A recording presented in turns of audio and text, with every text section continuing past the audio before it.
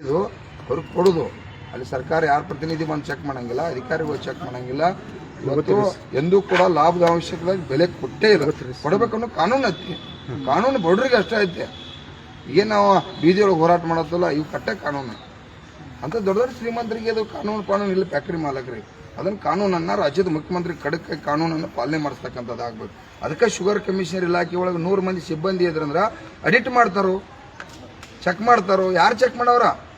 Factory ಅವರು check ಮಾಡೋದು, factory ಅವ್ರನ್ನ ಪರಿಹಾರ ಆಗ ಅವ್ರಿಗೆ ಲಾಭ ಬಂದ. ಈ ಸರ್ಕಾರದ ಆದೇಶ ಇದ್ರು ಈ ತೂಕದ ಯಂತ್ರ ಯಾಕೆ ಅಳವಡಿಸಿಲ್ಲ ಅಂತ.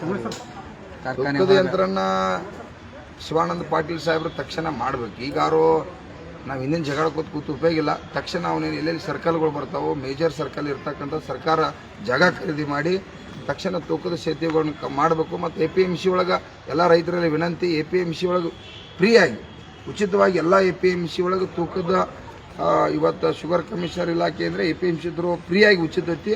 ಅಲ್ಲೂ ಕೂಡ ಹೋಗಿ ತೂಕ ಮಾಡಿ ತಾವು ಸರಿಯಾಗಿ ರೈತ ಬಂಧುಗಳು ತೂಕ ಮಾಡೋಕೆ ನೀವು ಕಲೀರಿ. ತೂಕದಾಗ ಮೋಸನ ನಾವು ಎದುರಿಸ್ಬೇಕಾದ್ರೆ ಕಬ್ಬು ನಾವು ಬೆಳೆದು ಇನ್ನೊಬ್ರಿಗೆ ಹೆಸರು ಹೇಳೋದಕ್ಕಿಂತ ನಾವು ತೂಕ ಮಾಡಿಸಿ ಮೋಸ ಆತಪ್ಪ ಅಂದ್ರೆ ಕರ್ನಾಟಕ ರಾಜ್ಯ ರೈತ ಸಂಘ ನಮ್ಮ ಎದುರಿಗೆ ತೊಗೊಂಬರಿ. ನಾವು ಸರ್ಕಾರ ಮತ್ತು ಶಿವಾನಂದ ಪಾಟೀಲ್ ಅವರು ಹಿಡಿದು ಅವ್ರು 5 ಲಕ್ಷ ರೂಪಾಯಿ ಬಹುಮಾನ ಕೊಡ್ತಂದಾರ. ಅದಕ್ಕಾಗಿ ಅದನ್ನು ಕೂಡ ನಮ್ಮ ರೈತರು ಮಾಡ್ಬೇಕಂತೇಳಿ ಫ್ಯಾಕ್ಟ್ರಿ ಸುದ ಕೀಲಿ ಹಾಕ್ಸೋಣ ಅನ್ನೋಂಥ ಮಾತು ಕೂಡ ಹೇಳಿದಾರೆ ಮಣ್ಣಿ ನಮ್ಮ ಇದ್ರೊಳಗೆ ಗುರ್ಲಾ. ರಿಕವರಿ ಫಿಕ್ಸಿಂಗ್ ಯಾಕೆ ಮಾಡ್ತಾ ಇಲ್ಲ ಅಂತ ಸ್ವಲ್ಪ ಪಾರದರ್ಶಕ ಮತ್ತು ರೈತರನ್ನ ಒಳಗೊಂಡಂತ ಸಮಿತಿ ಯಾಕೆ ರಚನೆ ಮಾಡ್ತಾ ಇಲ್ಲ ಇವರು ಶುಗರ್ ಫ್ಯಾಕ್ಟ್ರಿ ಅವರು? ಅದು ಮಾಡಲ್ಲನ, ಅವ್ರು ಲೂಟಿ ಮಾಡೋಕ್ಕೆ ಕಾರ್ಖಾನೆಗಳನ್ನು ಕಟ್ಟಿದ್ದು. ಹಿಡಿದು ಲೂಟಿ ಮಾಡಿದ್ದಾರೆ. ಯಾವಾಗ ಗುರ್ಲಾಪುರದಲ್ಲಿ ನೀವು ಮೀಡಿಯಾ ದೇವರುಗಳು ಎಲ್ಲ ನಾಡಿನ ಜನ ಸಪೋರ್ಟ್ ಮಾಡಿ ಜನಾಂದೋಲನ ಆಯಿತು, ಅವ್ರಿಗೆ ಈಗ ಭಯ ಪ್ರಾರಂಭ ಆಗಿ ಏನಪ್ಪ ಒಮ್ಮೆ 200-300 ರೂಪಾಯಿ ಹಣ ಕೊಡಬೇಕಾತಲ್ಲ, ನಾವು ಆರಾಮ 50-20 ಹೆಚ್ಚು ಮಾಡ್ಕೊತ ಹೋದವ್ರ ಅನ್ನುವಂಥ ಭಯ ಪ್ರಾರಂಭ ಆಗಿತ್ತು. ಅವ್ರದ್ದು ಒಂದು ಕಾಲ ಇರ್ತಿದ್ದು ಸರ್, ಇನ್ನು ಮುಂದೆ ನಮ್ಮ ಕಾಲ ಐತೆ, ಕಬ್ಬು ಬೆಳೆದವ್ರ ಕಾಲ ಐತೆ. ನಾವೆಲ್ಲ ಜಾಗೃತಿ ಆಗಿದ್ವು.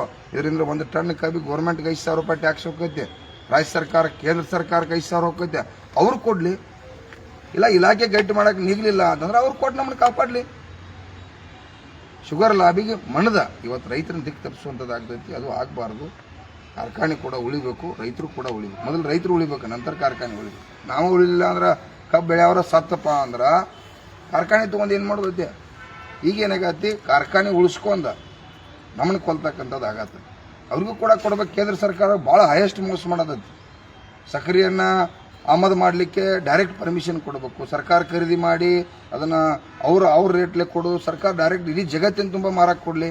ಅವ್ರೇನು ಮಾಡ್ತಾರೆ, ಈಗ ನಿಮ್ಮ ಕಂಡೀಷನ್ ಯಾಕಂದ್ರೆ ಕೇಂದ್ರ ಸರ್ಕಾರ ಕಾರ್ಖಾನೆ ಅವ್ರು ನಮ್ಮ ಡಬ್ಬ ಹಾಕಿ ತುಳಿತಾರೆ, ಮತ್ತೇನೈತಿ ಬೇರೆ ಅವರಿಲ್ಲ. ಅದಕ್ಕಾಗಿ ಅವನ್ನೆಲ್ಲ ಸರಿ ಆಗಬೇಕು.